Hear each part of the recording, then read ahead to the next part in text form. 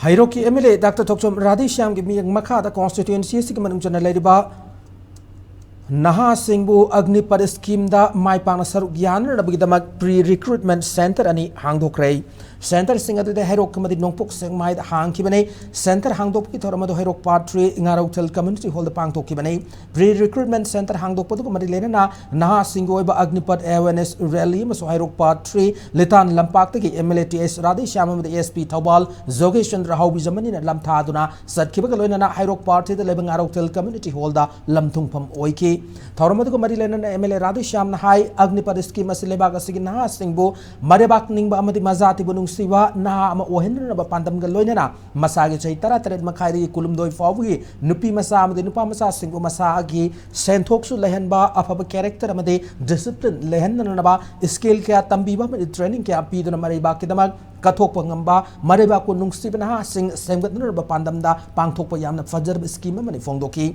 Center Hangdokhre Thoramadu Lieutenant General Ian Singh, Colonel S.K. Sharma, Lieutenant Colonel K. Evol Singh, Lieutenant Colonel Manungba, VSF Churachandpur ki Commandant STC H. Subol, BJP Hairok Mandal ki President T.H. Chorjit, Upa-Adhyaksha Thobal T. Nungsi, Amade Atai Retired Army Officer Kyasu Sarugyaki.